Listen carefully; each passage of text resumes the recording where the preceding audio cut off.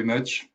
Respected Honorable Chief Minister Singh Rawatji, Secretary Shri Pradeep Singh Karulaji, Chief Secretary Shri Somesh Kumarji, Joint Secretary Srimati Usha Padiji, FICCI President Srimati Sangeeta Reddyji, my colleagues at FICCI, Dr. Tyagi and Shri Dilip Chinoyji, distinguished speakers, ladies and gentlemen, Namaste, good afternoon, bonjour. It is my privilege and pleasure to be speaking today at this August event dedicated to helicopters. I also thank FICCI for giving me the opportunity to present the industry keynote address. We live in an era of connectivity where innovation and fast-paced communication have truly shrunk the world to a global village. The aviation industry has been a crucial catalyst in this transformation, making it possible to travel safely and fast over long distances. But today, aviation faces an unprecedented challenge in the shape of a health pandemic that has disrupted the world economy. We are in the midst of change, one in which the future is unpredictable, but not without the promise of new opportunities. And this includes the use of helicopters. As countries rethink their health and social infrastructure, reboot local tourism, and recast transportation in a post-COVID world, the use of helicopters must be boosted as an essential part of any nation's efficient economic reconstruction. It is today a well-acknowledged fact that the future of aviation growth lies in the fast-growing markets of Asia, led by rapidly expanding markets such as India. In this, the Regional Connectivity Scheme, the UDAN scheme, and the Smart Cities project can play a pivotal role. But growth in aviation does not mean focusing only on growing the airlines or the fixed-wing sector. India is a vast country with terrains that are at times not reachable by fixed-wing aircraft. This is where the focus on growing and enhancing the use of helicopters comes into play. I need to confess something personal. Being at Airbus, I like airplanes very much, obviously, but I like helicopters even more. And you know why? Because helicopter is the unique transportation mean that can reach everywhere in the world, that can operate in any harsh environment. Helicopter means freedom. Helicopter means saving lives. Helicopter means protecting people and democracy. And I used to be the chief engineer of helicopters, and I remember this time with a lot of emotions and a lot of pride. And it is an irony then that the number of helicopters flying in the country's civil and parapublic market has remained largely stagnant at about 250 over the past many years.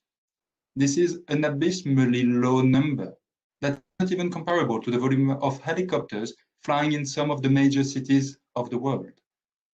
While the Regional Connectivity Scheme and UDAN scheme are expected to boost the use of helicopters on a hub-and-spoke model, there are several areas where helicopter deployment is an urgent need. A very well-known success story is the seasonal deployment of helicopter for the Char-Tham and Amanat Yastras. And I hope the pronunciation was not too awful, and I do apologize for my accent. There are more than 50 takeoffs that happen every day from just one helipad during the pilgrimage season, just to ferry devotees to the holy shrines. This has resulted in the creation of thousands of jobs during the pilgrimage season.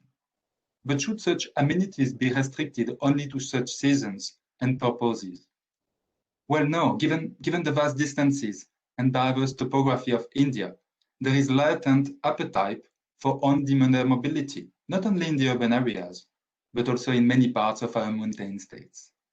If the proof of the pudding is in the eating, then look no further than our bustling cities, such as Bangalore or Mumbai, where cutting-edge companies such as Flyblade or Thambi Aviation have begun the journey of transforming on-demand urban air mobility.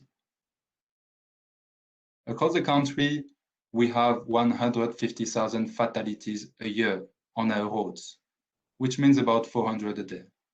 EMS, emergency medical services, has not taken off yet. The beauty of the helicopter is to save time by being able to reach fast any point on the surface of the planet.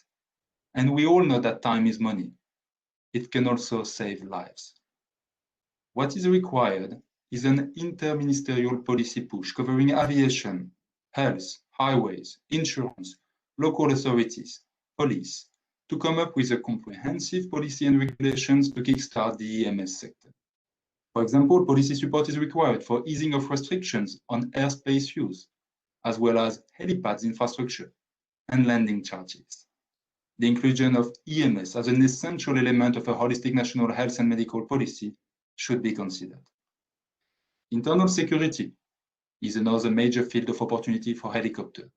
We must boost the use of helicopters and unmanned aerial vehicles for the purpose of effective internal surveillance, maintenance of law and order, and traffic, firefighting, and civic management as part of our Smart Cities project. So what are the challenges to growth? First, high cost of operations. That include customs duty on spares, which stands at 28%. Bringing aviation turbine fuel under the GST regime can also help rationalize cost. Second, non-flexible air traffic rules and regulations for EMS, such as disparate radio frequency communication between helicopter pilots and on-ground police and ambulance service or hospital. Third, the lack of infrastructure, such as having enough helipads in key locations as timid growth. Training of helicopter pilots must be incentivized, an MRO ecosystem developed, and the creation of helicorridors must be expedited. The government has now permitted 100% foreign direct investment under the automatic route for helicopter and seaplane service, which should act as a catalyst of the rotorcraft market growth. The government has an ambition of reaching a $5 trillion economy. We must recognize the contribution that helicopters can make to speed of doing business to reach that target. Finally, all this needs to be done keeping the environment and safety in mind, which means incentivizing the use of modern technology to deploy state-of-the-art equipment, phasing out obsolete equipment like replacing aging helicopters with light and fuel-efficient ones that optimize fuel consumption and curb emissions. We have achieved altogether a flying start in aviation. Accelerating sustainable growth will require opening the skies further through a policy framework that could make us a world leader in both fixed-wing and rotorcraft aviation markets. On behalf of FICCI, I welcome all the dignitaries, speakers, and delegates to the summit. And I wish you all a very successful summit. Thank you very much. Merci. Thank you, Remi, for that excellent address, and great to know that you were a helicopter engineer before you took on your